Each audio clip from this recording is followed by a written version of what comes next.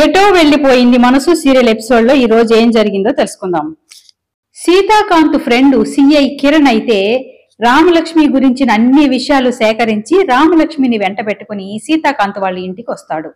కిరణ్ రామలక్ష్మిని వెంట పెట్టుకుని రావడం చూసిన సందీప్ అయితే కంగారుగా వాళ్ళమ్మకి చెప్తూ ఉంటాడు. ఆ సిఐ కిరణ్ రామలక్ష్మిని వెంట పెట్టుకుని వస్తున్నాడమ్మా, తను రామలక్ష్మినా మైథిలినా అర్థం కావడం లేదని చెప్తూ ఉంటాడు. వల్లి కూడా అవునత్తయ్య గారు, తనను చూస్తుంటే నిజంగా రామలక్ష్మిని అనిపిస్తుంది. ఆ సిఐ కిరణ్ కి మన గురించి మొత్తం చెప్పేసిందేమో, మనల్ని అరెస్టు చేయించడానికే తన వెంట వస్తుందేమో అత్తయ్య గారు అని కంగారు పడిపోతూ ఉంటుంది. ఒసేయ్, నువ్వు కంగారు పడి నన్ను కంగారు పెట్టకు. అసలు ఆ వచ్చేది రామలక్ష్మినా మైథిలినా తెలియాలంటే ఆ సిఐ తెచ్చిన ఆధారాలను చూస్తే తెలిసిపోతుంది కదా. ఒకవేళ రామలక్ష్మి అయితే మనం చెయ్యాల్సింది చేస్తాము, మైథిలి అయితే మనం చెయ్యాల్సిన అవసరం ఏమీ లేదు, తనని దూరం పెడితే చాలు. అనవసరంగా భయపడి నువ్వే నిజం చెప్పేసేలాగున్నావే అని శ్రీలత మందలిస్తూ ఉంటుంది. స్కూల్ కి రెడీ అయ్యి స్కూల్ బ్యాగ్ తగిలించుకొని మెట్లు దిగి వస్తున్న రామ్ తన ఇంట్లో రామలక్ష్మిని చూసి ఆశ్చర్యపోతాడు. మిస్, మీరేంటి మా ఇంట్లో? బాగున్నారా మిస్?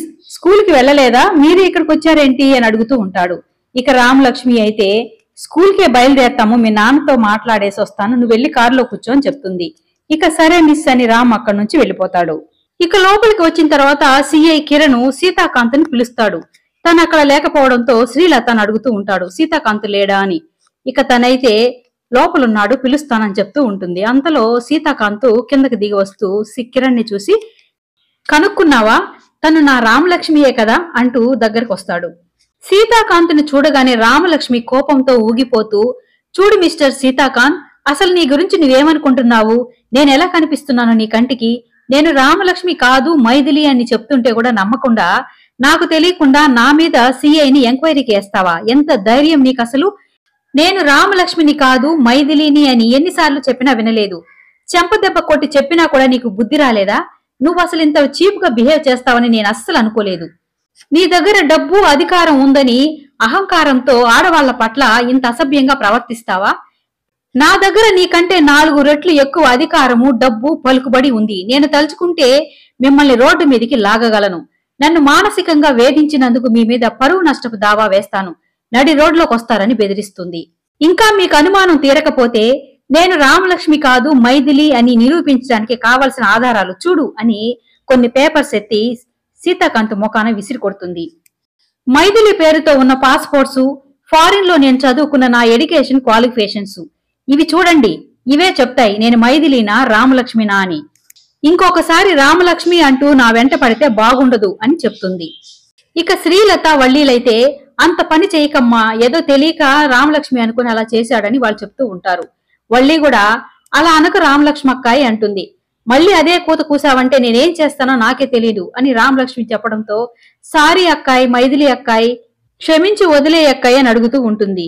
ఇక రామలక్ష్మి అయితే, చూడు మిస్టర్ సీతాకాంత్, నువ్వు మళ్ళీ నాతో మాట్లాడడానికి ప్రయత్నించినా, మీ బాబుని అడ్డం పెట్టుకుని స్కూల్ కు వచ్చి మళ్ళీ రామలక్ష్మి అని వేధించినా నేను ఊరుకోను, ఎవరిని వదిలిపెట్టను.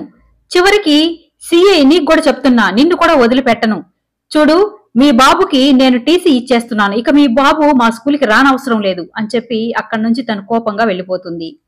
బయట రామలక్ష్మి కోసం వెయిట్ చేస్తున్న రామ్ అయితే ఎంతకీ తను బయటకు రాకపోయేటప్పటికీ తనే లోపలికి వస్తాడు. ఇక రామలక్ష్మి వాళ్ళ నాన్నని తిట్టడం చూసి, మా నాన్న ఏదో తప్పు చేసినట్లున్నాడు, అందుకే మిస్ తిడుతుంది అని అనుకుంటూ ఉంటాడు.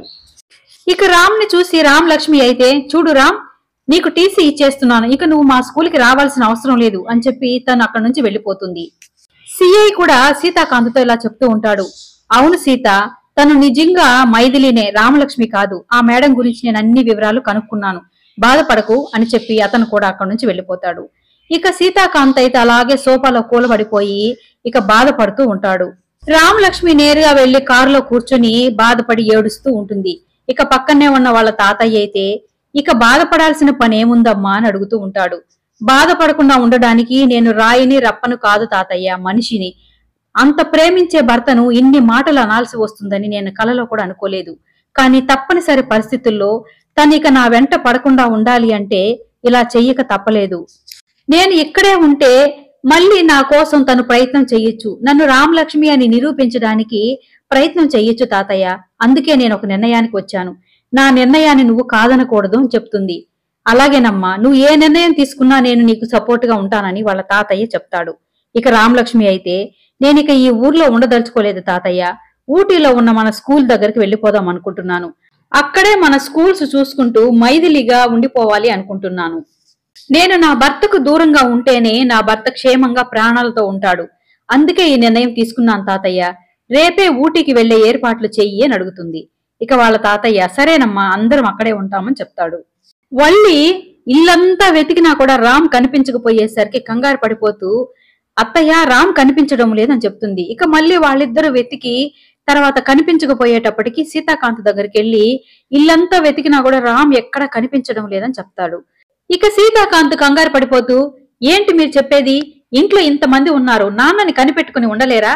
తనని జాగ్రత్తగా చూసుకోలేరా అంటూ తను కూడా ఇల్లంతా వెతుకుతాడు. ఎక్కడా రామ్ కనిపించడు.